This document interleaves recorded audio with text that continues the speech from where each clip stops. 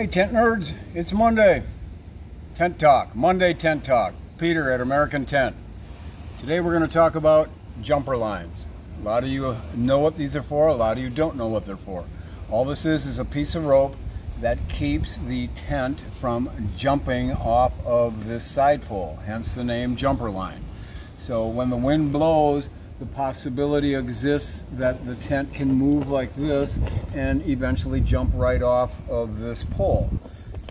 You know as well as I do, it's never going to come back down right like that. It's going to come down right like this and put a big old hole in your tent.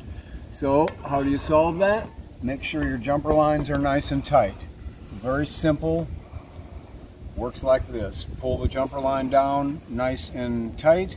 Come around the pole and go back in between the pole and the jumper line. Right, like that. And then pull it down so that this gets nice and tight. Next thing you do is wrap the excess rope around the pole going up like that.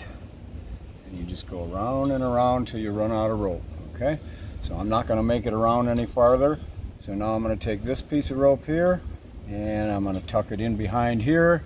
I'm going to pull it down tight, and now when the wind blows you can see the top and the pole are one. The pole can't drop out of the tent and cause trouble.